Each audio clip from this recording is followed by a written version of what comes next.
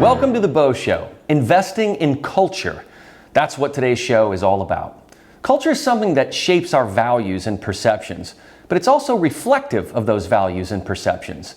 Television, film, social media, entertainment, and politics have a way of shaping and steering our minds, certainly in unprecedented ways, where the viral nature of things molds public opinion. Now, I mean that in both the figurative way, viral social media movements, for instance, and also the literal way. Look at how the coronavirus changed attitudes about personal liberty, social distancing, and government restrictions and action. We are being given mixed messages every single day about this virus. No mask, one mask, two masks. Take the vax, still wear the mask. Maybe don't need a mask outside. Mask saves lives. The Republican Party has done an insufficient job of investing in culture. The one area where they had been effective was in talk radio, where Rush Limbaugh dominated the scene and had millions and millions of listeners. But unfortunately, he's passed away. Howard Stern had that same effect, just not as politically. When news media changed from reporting to propaganda, the shaping of perceptions hit a new milestone. Then social media came along, and one post could ripple through millions of people instantaneously. Now, the left has done a very good job of imbuing its values through all elements of visual, oral, and print media. They have used their widespread platform to shape perceptions and attitudes by forcing their values on you. You can see that in the latest example of the baseball controversy in Georgia with the election laws. But to counter that, there's not much Republicans have done to mount a pushback campaign, other than suggested boycotts, which either haven't solidified or haven't made much of a dent. It is true that getting financial backing for center-right messages is actually quite hard, but Republicans have naively invested only in elections.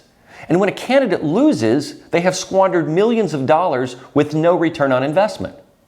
While Republicans have focused on elections, Democrats have focused on culture, and they use every arm of media to do it. This is how you get the popularity of someone like Stacey Abrams. It's how Andrew Cuomo wins an Emmy Award. Unbelievable. It's how celebrities jump to perform for Obama and Biden. Late night talk shows do it, and LeBron James. And entertainment has a very transformational power to it. I realized this back in about 2012 when I wrote a song called Blessed, which was nonpartisan in its nature, but just a wake-up call to younger generations that I could see that patriotism was waning and that complacency breeds idiocy and forgetfulness. Now, some conservative groups picked up on my patriotism from this song and asked me to perform it at various events. But I have to say that I always felt a bit undervalued and dispensable, whereas the Dems roll out the red carpet for their favorite artist. And that got me thinking. The GOP has no concept of artistry or creativity. The notion of stiff dudes in suits is not an incorrect perception. When you are a creative artist, you are treated kind of like a court jester. I personally had contact with the Trump campaign in 2020, which was led by Brad Parscale, who was eventually demoted after a very, very bizarre series of events. His team seemed to be interested in my work, but totally non-committal, and in the end, woefully ignorant.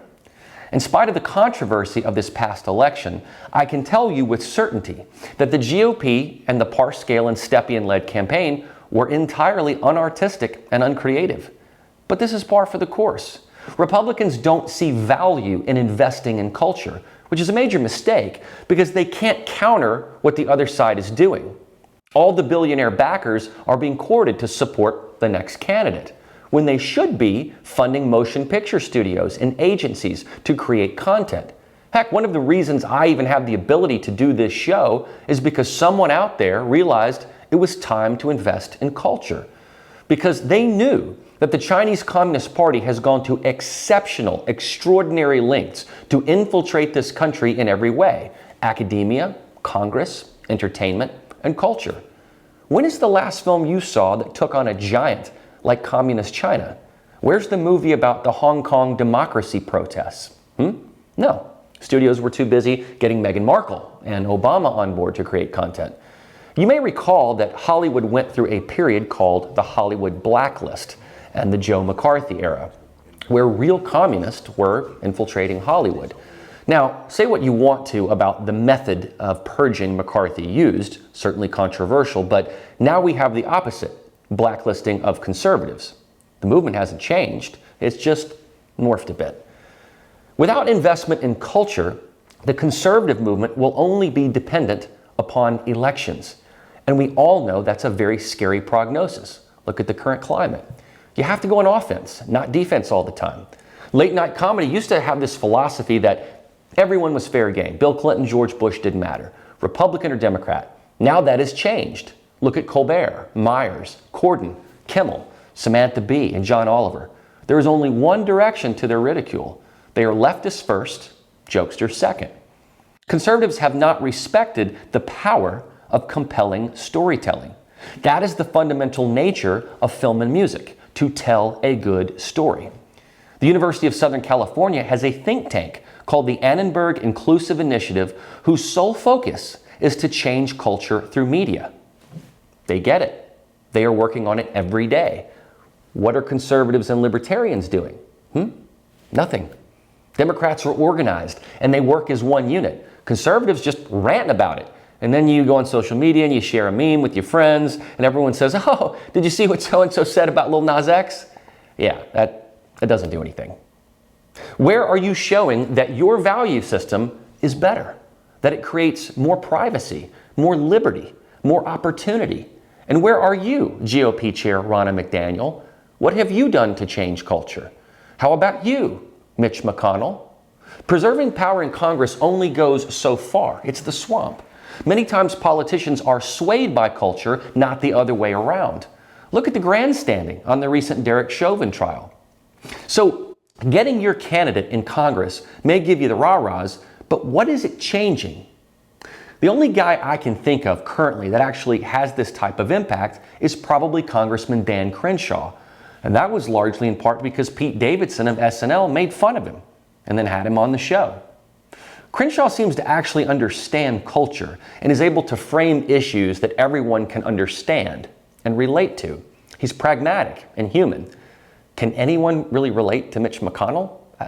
I know that you sure as hell can't relate to Stephen Miller, who looks like a comic book villain. And you might not cotton to Charlie Kirk's acerbic delivery. Maybe, maybe not. It's a style thing. But you have to be relatable in addition to what you're saying. Crenshaw is. I think he understands how to invest in culture. Most Republicans don't. Look at right-oriented media. They're just out of touch. They keep missing the mark. The goal shouldn't be to keep preaching to the choir. It's to speak to the centrist, independent, and libertarian type people. Invite them into the conversation. Young people, diverse people. Most media figures aren't moving the needle, nor are they converting anyone. So GOP, what's wrong with you? Have you even considered this? I think the answer is no, because I know how I was treated, and it's not always been so good. I can think of a list right now of contacts within the party who have absolutely zero idea how to be creative. They consider artistry and creativity to be secondary or tertiary to the goal of winning a seat in the House or Senate. They have missed the forest for the trees. You want to win? Show how your message and ideas are better. And don't just do it from the House floor when no one is paying attention. Change your platform from being too archaic. Push guys like Rick Grinnell, but don't just encourage them to run. Put them on late night talk shows. Look at a guy like Dave Rubin. Get some better messengers. Stop going on TV and shouting into the echo chamber. Just because you have legs and blonde hair and fake eyelashes does not make you a game changer. Invest in new studios. Shift the paradigm. Go to schools. Create new music. Get out of the bubble. When Stacey Abrams is out there knocking on doors and harvesting, what are you doing? Sipping your whiskey at the Capitol Hill Club with your buddies? The grand old party became the granddaddy old party when it should have become the get off your ass party. You want to help out a guy like Haitian American Constantine Jean-Pierre, who ran and lost in Brooklyn? Don't just give him money and backing and support. Don't give him lip service. Give him a platform. People like him can change Brooklyn. With all the civil strife we've got going on, where are the Republicans meeting with community leaders and families and showing how their governance style is better than the governance of Minneapolis, which has been under Democratic control for decades? And I'll tell you this too. There are tons of Hispanic Americans from places like Cuba and Venezuela who came from communist oppression. Believe me when I say they are not leftist because they see how Democrats cozy up to communists. How are you engaging these folks? Why are they not on TV? You have an incredible coalition and you're not dialing them in. Yes, of course, try to take back the House and the Senate in 22. That makes sense.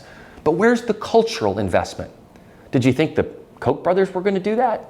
See, this is what I mean. Conservatives get so wrapped up in their heads that they forget about what Americans relate to. They don't speak to the heart. And you have libertarians out there that voted for no-name Jo Jorgensen. By the way, 60,000 people voted for her in Georgia. That's a difference maker. And how are you trying to curry favor with them? You get your policies in order and better messaging, and you can probably bring some of those libertarians into the tent next time around. So seriously, wise up. When the country is going to hell in a handbasket, you can't just sit around and hope that a seat is won. You know, most people can't afford to go to the fancy fundraisers, and even if they did, they probably feel uncomfortable. You got to reach out, get in the communities, listen, share ideas, break bread together. Ever since my show began, I have yet to interview one person who looks like me. They've been Asian and Black. And I think that's important to hear other voices, especially ones who maybe think like me, but don't look like me. Did you notice how Biden's cabinet photo was captioned, "Finally, a cabinet that looks like America"? Well, guess what? Conservatives look like America too, but you got to highlight them. And don't just token somebody. Right-wing media does that all the time, and frankly, it just looks ridiculous. We need to hear more voices like Ben Carson and Larry Elder. But did you know that Larry Elder has been demonetized on YouTube? Shocker. Why? These are all really bright people who know what they're talking about. Look at Robbie Starbuck. I met him recently. He's a former LA producer, Democrat turned Republican, who is running for Congress in Nashville. Solicit his creative talent. Like in 2020, when you put on that yawn of a convention that went speaker after speaker with no entertainment and no humor. Award shows have lost huge audiences because they got too woke and too political. Look at the Grammys and the Oscars. You have an opportunity there. Get those eyeballs back. People are sick of wokeness and political correctness. Give them something to watch. Do you not remember Russell Crowe as Maximus in Gladiator? Are you not entertained? Are you not entertained? He said strength and honor, too, which are important values. But you have to entertain, too, by connecting with people. You have to make your values more attractive. That's just my thought.